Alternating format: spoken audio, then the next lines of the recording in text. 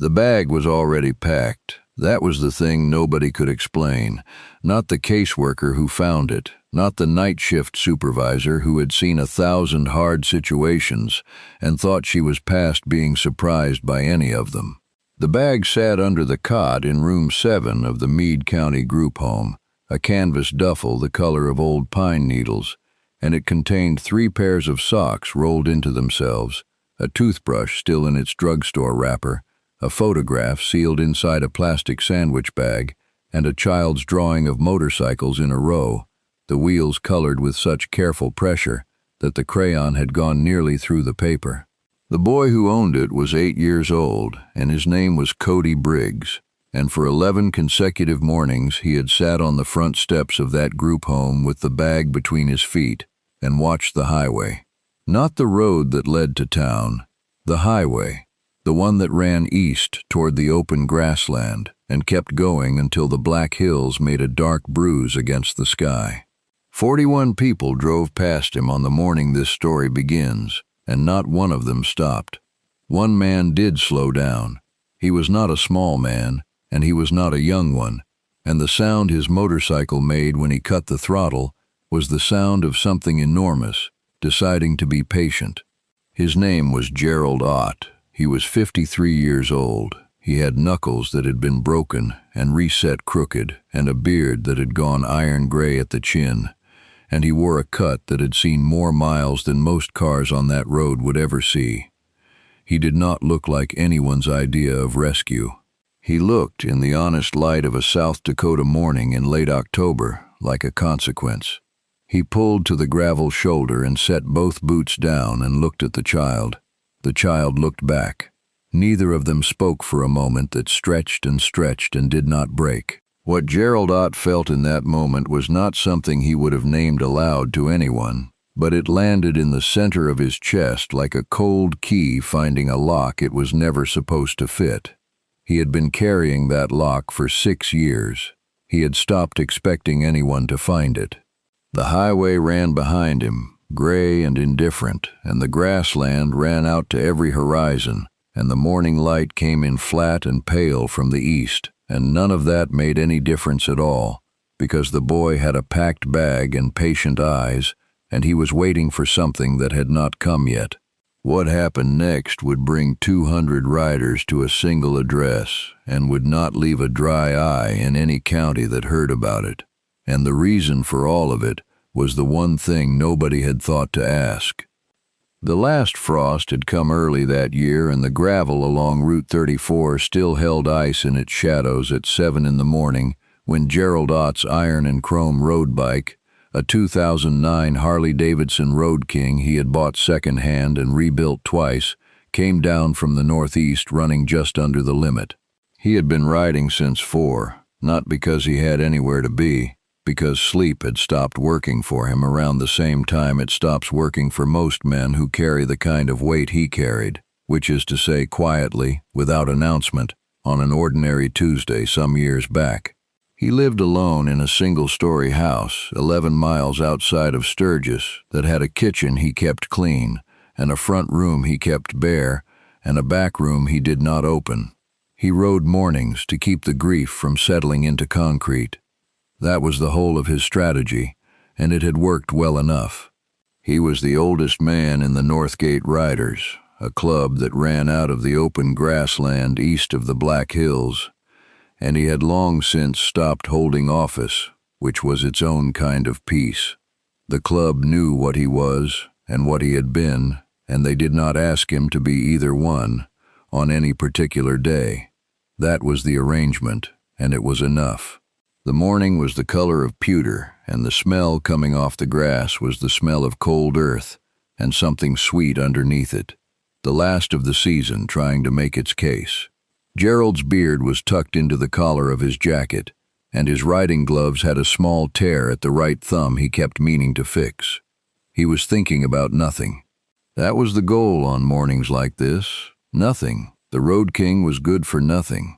The engine had a particular tone at 62 miles per hour, a low, continuous note that vibrated in the seat and the pegs and moved up through the bones of the legs, and if he found that note and held it, The inside of his head went quiet. He had been quiet for about 40 minutes, and he was not ready to stop being quiet when he came over the low rise east of Piedmont and saw the group home on the right side of the road. He had passed it before. He knew what it was.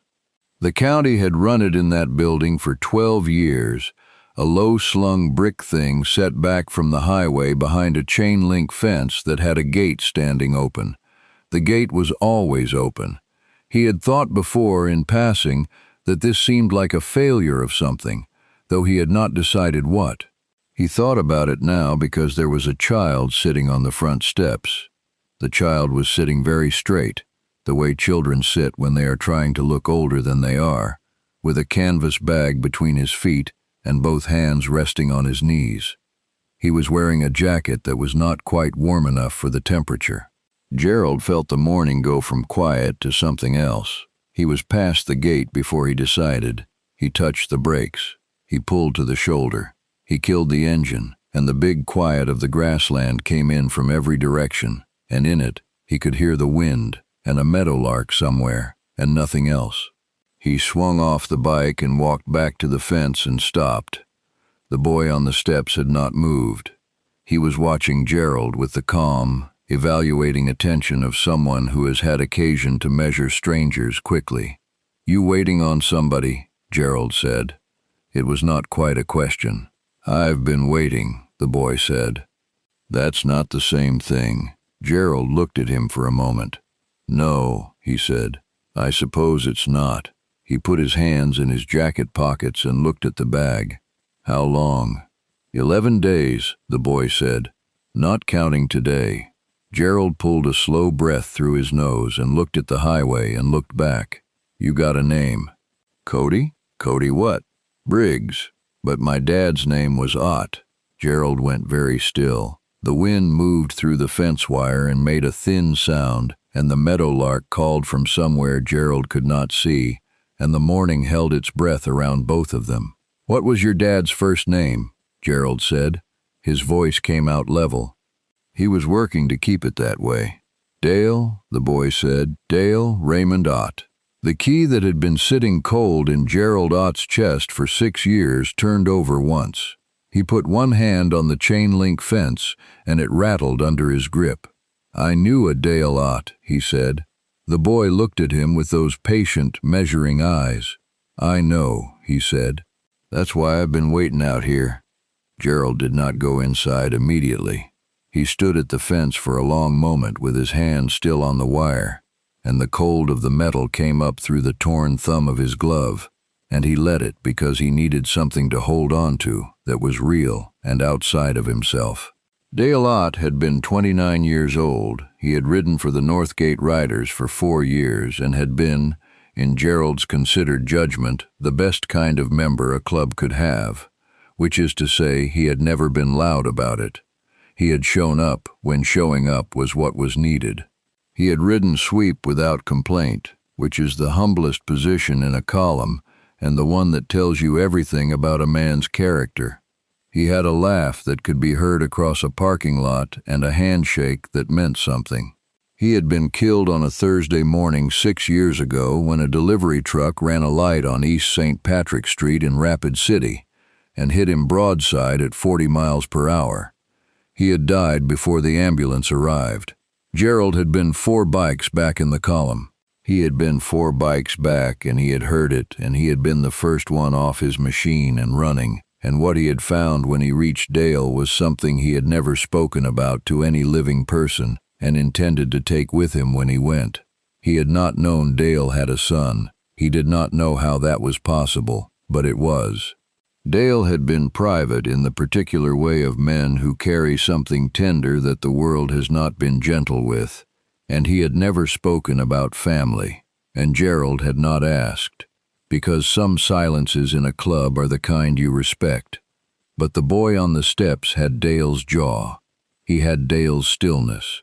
He had a way of meeting Gerald's eyes without flinching that was so much his father's manner that it made the morning tilt slightly on its axis. Gerald stepped through the gate.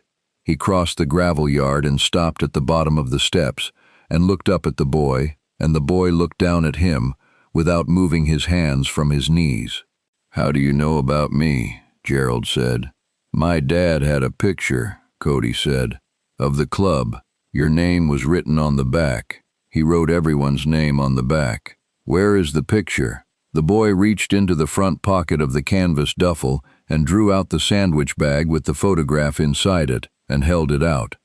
Gerald took it. The photograph was a club shot taken at a rally, maybe 7 years old, the colors slightly faded, and there was Dale on the left side of the second row, grinning with all his teeth, and there was Gerald beside him, younger and heavier and not grinning, which was consistent.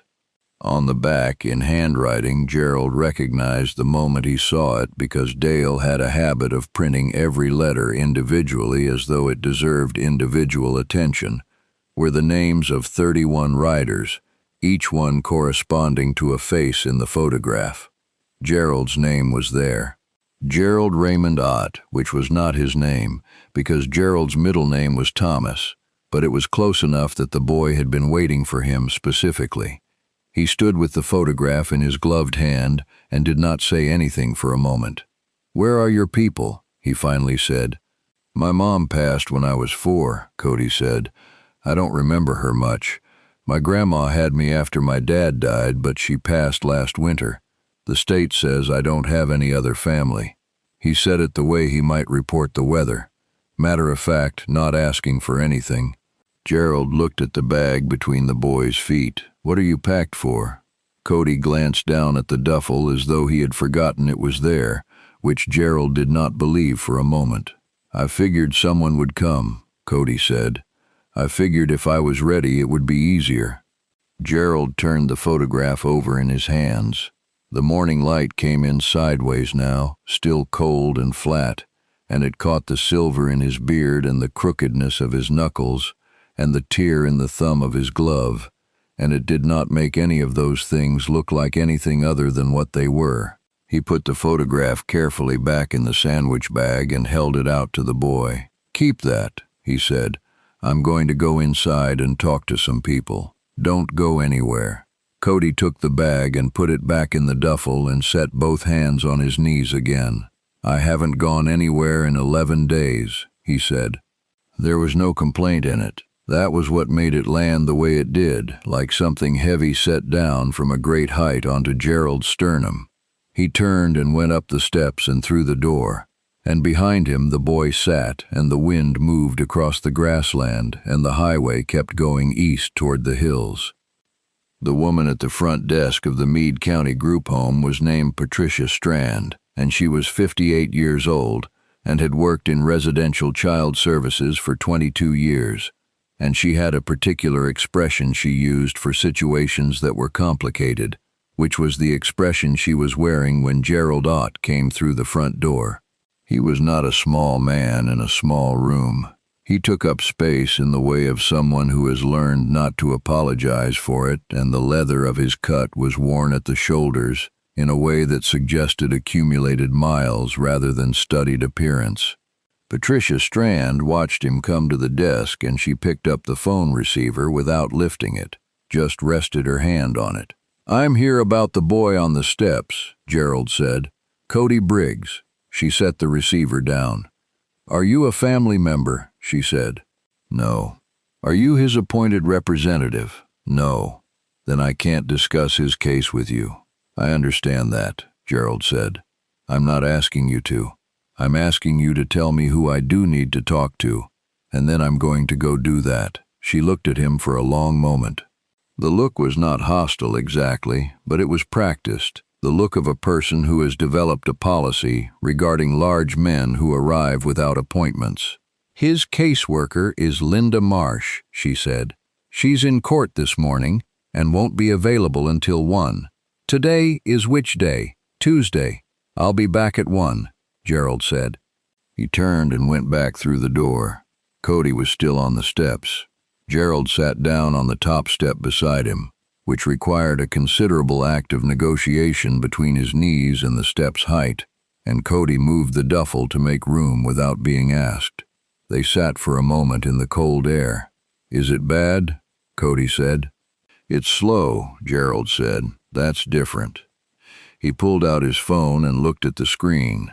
He had 4 messages from the club's group thread about a ride scheduled for Saturday. He had a missed call from a man named Reyes Dominguez, who was the Northgate Riders' road captain and Gerald's oldest friend in the club. He had a voicemail from his dentist. He called Reyes. It rang twice. "You're up early," Reyes said. "I'm always up early," Gerald said. "Where are you?" "East of Piedmont, on 34. You know the group home, the one with the open gate. That one. I need you to come out here." A pause. "How many people do you need?" "To start, just you." Reyes arrived in 22 minutes, which was faster than the distance suggested he should have been able to manage, but Reyes Dominguez had opinions about the speed limit that he kept mostly to himself. He was 44 years old, with a wide face and a thick black mustache, and hands that were always slightly oil-stained because he ran a repair shop in Sturgis and washed them twice a day, and it never fully took. He pulled up behind Gerald's Road King and shut off his engine, and came through the gate and looked at the boy and then at Gerald. Gerald handed him the photograph without explanation. Reyes looked at it. He flipped it over and read the back. He looked at the boy again. "Dale's boy," he said quietly. "Dale's boy," Gerald said. Reyes crouched down so he was at eye level with Cody, which required him to brace a hand on his knee. "Your dad was a good man," he said. "I know," Cody said. "He told me about the club. He told me you looked out for each other." "That's right," Reyes said. "That's exactly right." He stood up and looked at Gerald with an expression that said several things at once without saying any of them, and Gerald nodded. "Caseworker's back at 1, Gerald said. "I'll start making calls," Reyes said. He went back through the gate, and Gerald heard him on his phone before he even reached his bike. Gerald sat back down on the step beside the boy. The highway ran past, and a semi went by heading west, and the wake of it moved Gerald's beard and did not move the boy at all. "Are you hungry?" Gerald said.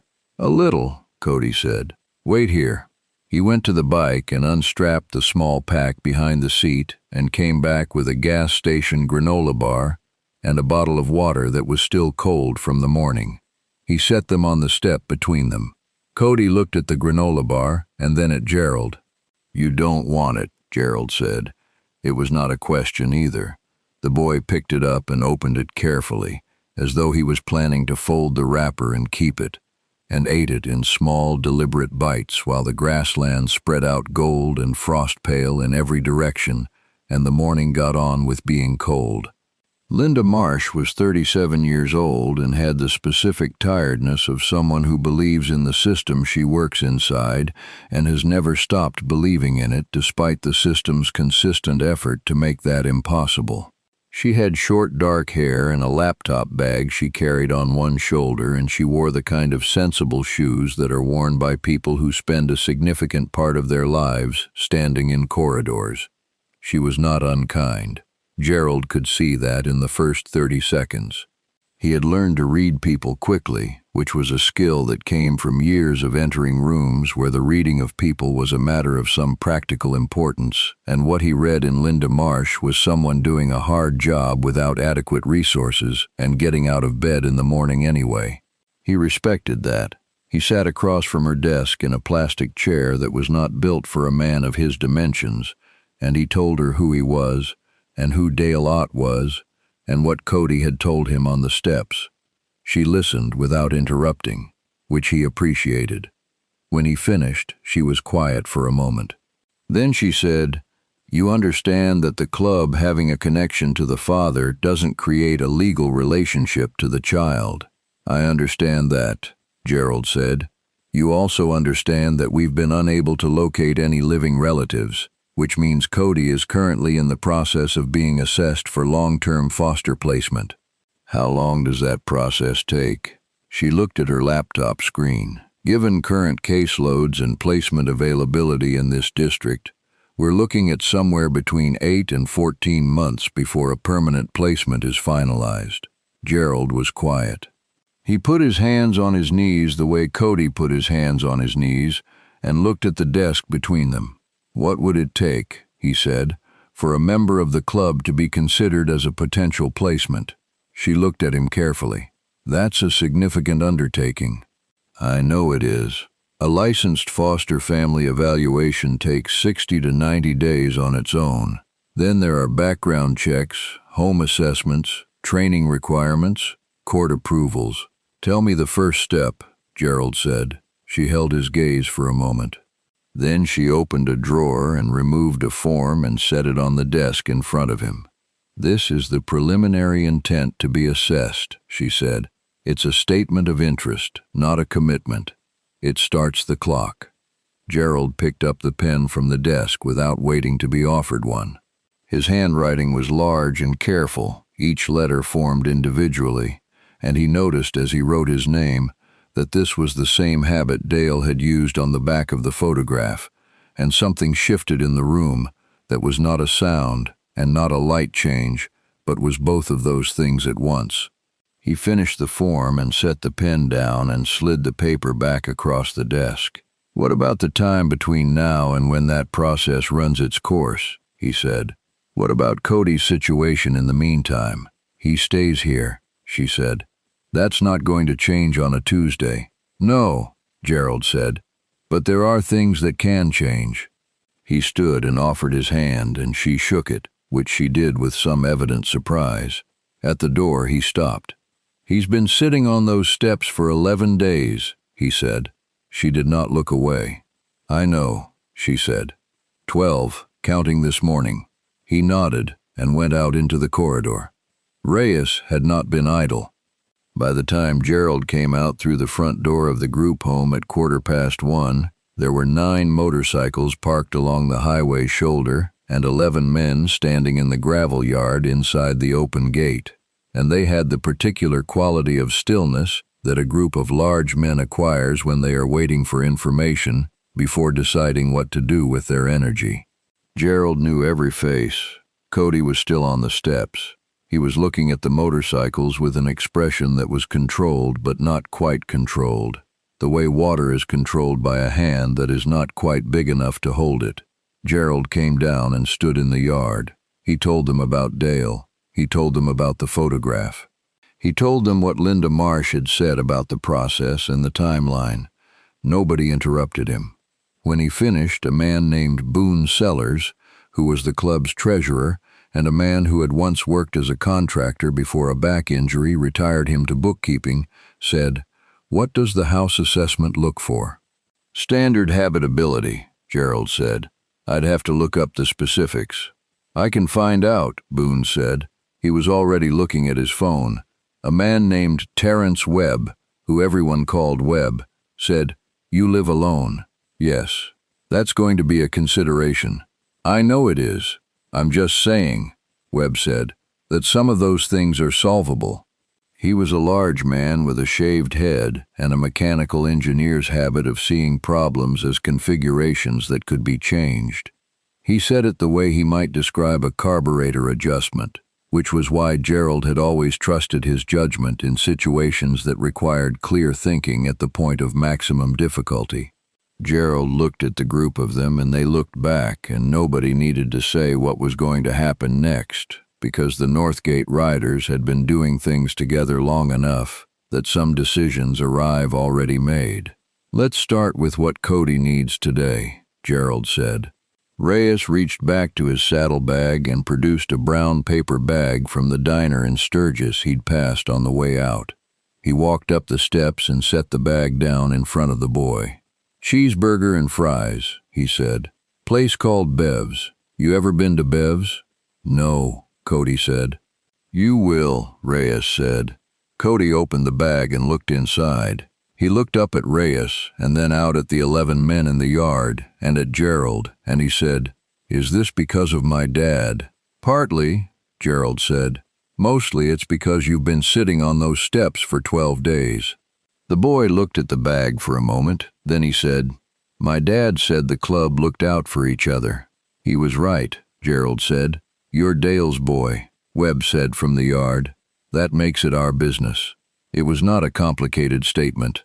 It was the truest thing said out loud in that gravel yard all day, and it settled there among them like something that had been lying in the grass waiting to be picked up. 3 days later, Gerald Ott's house got 11 visitors before 8 in the morning. Boone Sellers had found the state licensing checklist for foster home assessments and distributed it the same evening Gerald had filed the intent form. And between that Tuesday and Friday morning, the club had quietly acquired and discussed it the way they discussed a mechanical problem, which is to say seriously and without wasted words. The list was long. It covered fire safety and egress windows and functioning smoke detectors and carbon monoxide monitors and a bedroom with a door that locked from the inside and exterior locks that a child could not operate from outside, and storage requirements for firearms and medications, and several other specifics that Gerald's house met in some respects and did not meet in others. This was the thing about living alone for 6 years with the back room closed. The house expressed a man who had made peace with having only himself to consider, and it needed to change. The 11 men arrived in trucks, not bikes, trucks, because they had things in the beds of them, and Gerald heard them on the gravel before he reached the door. Reyes was in the lead truck with a revised list in his hand. Behind him came Webb with lumber and hardware. Behind Webb came a man named Fish, whose real name was Luther Catchpole, but who had been called Fish since a story Gerald had never been told in full, carrying a case of smoke detectors and 2 carbon monoxide units still in their boxes. Behind Fish came men Gerald had ridden with for years, each of them carrying something particular. They came through his door and they spread through his house, and they did not ask permission for each thing because the asking would have slowed everything down, and they understood the situation and each other. Gerald stood in his kitchen while the house worked around him, and Boone sat across from him at the table with a yellow legal pad and talked him through the documentation the court would need in addition to the physical assessment, financial records, character references, a letter from a physician, a written child care plan. "How many references?" Gerald said. "3 minimum," Boone said. "Official people preferred. Anyone who can speak to your character in a professional capacity." Gerald looked at the ceiling. He heard Fish on a ladder in the hallway, drilling a mount for a smoke detector. He heard Webb in the back room, and the sound of that gave him a moment of trouble that he breathed through steadily. The back room was going to be Cody's room. Gerald had made that decision alone, and had not announced it, because it did not need to be announced. The furniture that had been in there was gone now, moved in the early morning hours before anyone arrived, and the room was clean and empty and had a window that faced east, and the morning light came through it in a way that Gerald had not seen in 6 years because he had not opened the door. "The judge handling his case," Boone said, "is a woman named Honorable Diane Forsyth. She's been on the family court bench for 14 years. Her reputation is that she is hard to move and very easy to respect." "I'm not trying to move her," Gerald said. "I'm trying to give her something she can work with." "That's the right way to think about it," Boone said. In the back room, Webb's work stopped. He came to the kitchen doorway and leaned against the frame. "Window's good," he said. "Egress is fine. I'm adding a second smoke unit and the lock hardware's going in now. One thing." He paused. Gerald waited. "There's a box in the closet," Webb said. He said it carefully. "Should I work around it?" Gerald looked at the table. "No," he said. "I'll deal with it tonight." Webb nodded and went back to work, and Fish came down off his ladder in the hallway and went up a different one, and nobody said anything more about the box, because the Northgate riders understood what it meant when a man kept a closed room, and they knew better than to require an explanation.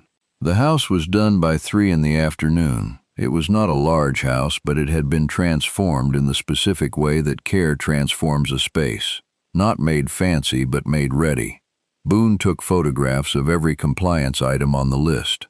Gerald made a call to a doctor he had seen twice in 7 years who agreed, without much prompting, to provide the letter. 3 men from the club who had dealt with Gerald in various capacities over the years called Linda Marsh's office and left their names and numbers as character witnesses without being asked. It was not a campaign, it was a club doing what clubs do, which is to say, bringing their full weight to bear on a problem that mattered to one of their own, which meant it mattered to all of them. That evening, after everyone had gone, Gerald went into the back room and sat on the floor beside the closet and opened the box. It held a folded jacket, a small pair of work gloves worn thin at the fingertips, and a drawing made in crayon on yellow paper. He had put these things in the box 6 years ago and closed the room, and he had not been ready to take them out until now. He sat with the drawing in his hands for a while. Then he put everything back and closed the box and put the box on the shelf and closed the closet door. And he sat on the floor of the room that was going to belong to someone who needed it. And the last of the evening light came through the east-facing window and lay across the floor like something forgiven. The court date was set for a Thursday morning in the second week of November, and Gerald Ott drove to the Meade County Courthouse in Sturgis in his truck because Boone had gently suggested that arriving on a motorcycle might constitute what he called an unproductive visual. Gerald wore a collared shirt and his cleanest jeans, and the same boots he always wore, because he only had one pair. He had trimmed his beard for the first time in several months, not because he thought it would make him look like someone else, but because doing it felt like a form of respect for the room he was about to stand in. The courtroom was small and wood-paneled and smelled of old paper and steam heat, and the Honorable Diane Forsythe was a compact woman of 60, with reading glasses she wore on a cord around her neck, and an expression that conveyed, without requiring words, that she had heard a great deal in 14 years, and would not be surprised by this morning's addition. Linda Marsh was present. A guardian ad litem named Paulson, appointed to represent Cody's interests specifically, was present. Gerald sat at a table with a woman named Carol Heist, who was a family law attorney in Sturgis whom Boone had arranged. He had not expected an attorney.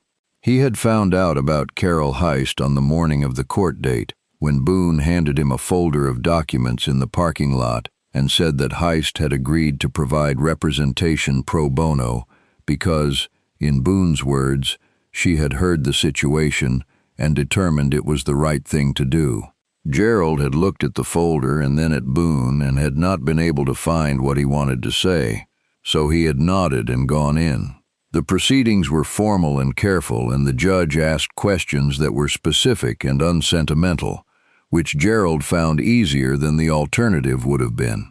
She asked about his financial situation, and he answered. She asked about his living arrangement and the home assessment status, and Carol Heist provided the documented responses from the folder. She asked about his relationship to the deceased father, and Gerald described it in plain terms, and did not embellish and did not qualify. And the judge listened with her glasses folded in one hand and wrote nothing, which Gerald took to mean she was using all of her attention for listening and none of it for notation. Then she looked over her glasses at the guardian ad litem and said, "Mr. Paulson, I believe you have something to read into the record." Paulson was a thin man in his mid-50s, with a briefcase that appeared to have been bought 30 years ago and cared for meticulously ever since. He opened it and removed a sheet of paper and cleared his throat. "This is a statement prepared by Cody Briggs," he said. He asked that it be read in full. Gerald looked at the table. Paulson read it. It was written in the careful block printing of an 8-year-old who had been told to write legibly and had taken the instructions seriously. It said that his dad had told him the club was family. It said that he had found the photograph after his grandmother passed and had decided that if the club was family, then family would come. It said that he had packed his bag because he believed someone would come and he did not want to make them wait. It said, in its final line, which Paulson read and then stopped speaking, and the wood-paneled room held very still around those words. He said the Northgate riders don't leave anyone on the road. Judge Forsythe put her glasses on and looked at a point above the heads of everyone in the room for a moment. Then she looked at Gerald. "Mr. Ott," she said, "your full name for the record." "Gerald Thomas Ott," he said. "Mr. Ott, the home assessment is complete and satisfactory. The background check has returned clear. Your character references are on record and are substantial. The guardian ad litem has no objection. I am going to authorize a supervised placement to begin pending full finalization, which will require a follow-up hearing in 60 days. She paused. "Do you understand what you are agreeing to?" "Yes," Gerald said. "Do you have any questions?" He thought about it. "No, ma'am," he said. "You have an 8-year-old boy," she said, "who has been waiting 11 days on a set of steps for someone to come. Someone came." She looked at him over the glasses. "Don't make him wait anymore." Gerald drove back out to the group home that afternoon. Cody was on the steps. The bag was between his feet. Gerald came through the open gate and across the gravel yard and stopped at the bottom of the steps and looked up. "You want to go," he said. Cody picked up the bag and stood. "Yes," he said. They walked out through the gate together, and Gerald put the bag behind the seat of the truck and they got in, and Gerald started the engine. Cody looked at the Road King parked ahead of them. "Can I ride that sometime?" he said. "Not until you're old enough," Gerald said. "When's that?" "I'll know it when I see it." Cody looked out the passenger window as they pulled out onto the highway. He did not look back at the group home. He watched the grassland moving past and the sky going wide and pale above the hills, and after a mile he said, "The back of the photograph. There was a name wrong." "I know," Gerald said. "My middle name is Thomas." "Why did he write Raymond?" Gerald was quiet for a moment. The Road King trailed behind on the trailer, its shadow long in the afternoon light. "Because Raymond was his grandfather's name," Gerald said. "He thought it suited me." Cody considered this. "Does it?" he said. "Maybe," Gerald said. "I'm working on it." 2 weeks after the placement began, Reyes Dominguez made a call.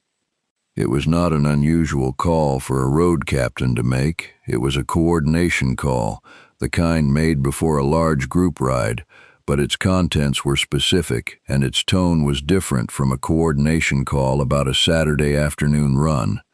He called every member of the Northgate Riders. He called former members who had moved to other states. He called men who had ridden with the club at Sturgis, who had their numbers in the directory, and who had met Dale Ott and remembered him. He called until the number was 211, not an approximate 200. 211, because Reyes was precise, and because the number mattered, and because he wrote it on the back of a gas receipt and verified it twice. On a cold Saturday in the first week of December, 211 motorcycles came down Route 34 from the east and turned into the gravel area beside Gerald Ott's house. They came in columns, measured and unhurried, their engines, a sound like weather arriving from a distance, that grew and grew until it was all the sound there was, until the windows of the house registered it slightly, until the ground itself seemed to understand that something was passing over it. They parked in the grassland to the side of the drive, and in the gravel, and along the shoulder, and they shut off their engines, and it went quiet. 211 of them quiet at once, and the quiet was its own kind of sound. Gerald brought Cody out onto the front step. The boy stood with his hands at his sides and looked at the expanse of them, bikes and men and the cold December sky behind them. And Gerald stood beside him and let the boy look. Reyes came forward from the front of the column. He was carrying something, a vest made of denim, patched and stitched, and across the top rocker it said Northgate Riders, and across the bottom rocker it said South Dakota, and in the center there was no patch of rank or office, because this vest was not for a ranked member, but there was a patch, stitched in red and gold, that said family. which was not a standard patch in the club's inventory and had been made specifically and by hand by a woman named Deb Catchpole, who was Fish's wife and who did not ride but who understood what the situation required. Reyes crouched down and held the vest out to the boy. Cody looked at it and looked at Reyes and looked back at Gerald. "Put it on," Gerald said. He did. It was too big, the shoulders dropping past his own, the hem past his hips, and he stood in it, with his hands at his sides, and 211 men stood in the December cold, and not one of them said a word. Webb started it.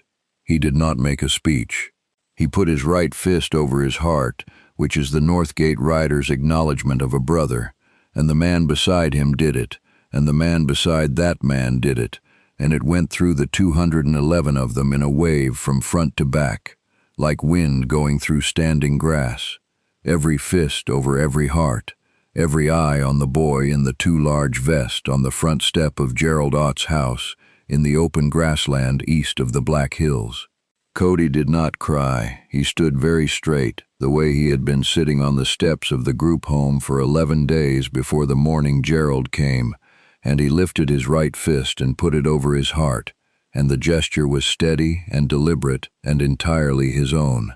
Gerald Ott, the oldest man in the club, standing beside the boy, put his fist over his heart and felt, for the first time in 6 years, that the lock in his chest had done something other than hold. Something had released, not loudly, not with any ceremony, just quietly, the way things heal when the right thing finally happens in the right place at the right time, with the right number of people present to see it. Fish called out from the middle of the assembly, "Whose boy is he?" And 211 voices answered him, and the sound of it went up into the cold sky and out across the open grassland in every direction. And the meadowlark that lived somewhere in the fence line Gerald could never locate did not call back, but the wind carried the sound a long way before it settled.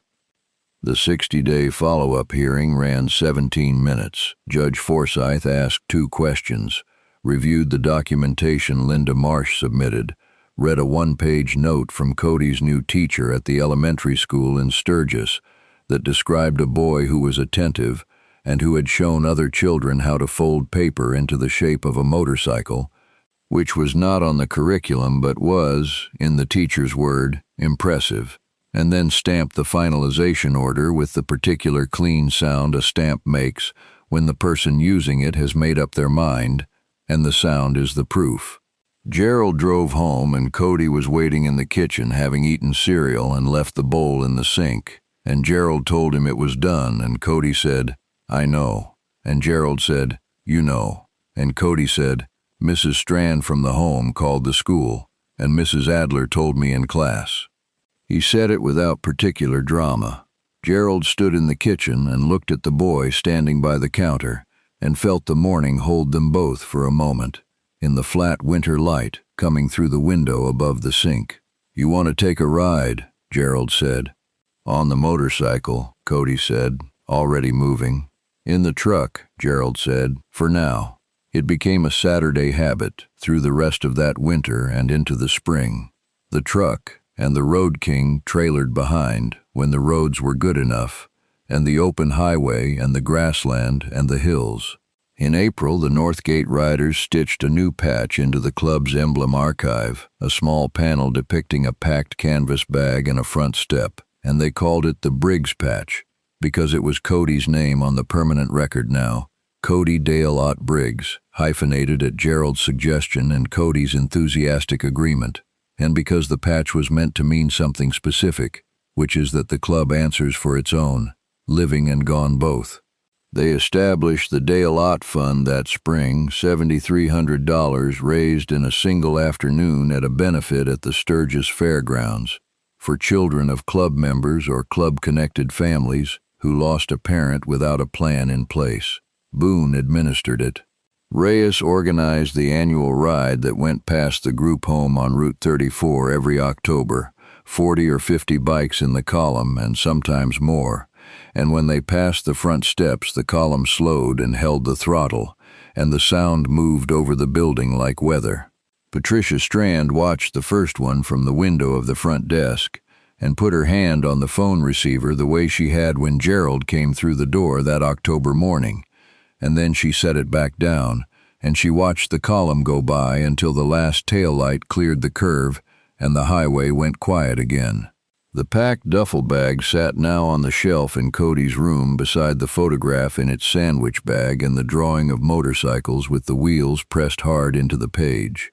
Gerald had not moved these things, and Cody had not moved them, and they sat on the shelf the way objects sit when they have earned their place, present and steady, and not requiring explanation. Someday, Gerald supposed, the bag would get unpacked for good. The socks would go in the drawer, and the toothbrush would go in the bathroom, and the photograph would go in a frame on the wall where it could be looked at without being preserved, without being held in reserve against the possibility of leaving. That day would come. He was not in a hurry. What he knew, sitting on the step of his own house on a cold April evening with Cody beside him and the Road King in the drive and the hills dark against the last light, was that the step they were sitting on was a different kind of step than the step the boy had been waiting on for 11 days. This one faced west. This one was not for waiting. You pack a bag because you are afraid no one is coming. You pack it the way a held breath is packed, compressed and careful and not yet released. And then 211 engines come over the rise and the throttle holds and the sound of them fills the whole sky, and you understand that the weight you have been carrying was never yours to carry alone, and the bag comes open, and everything you needed was already here.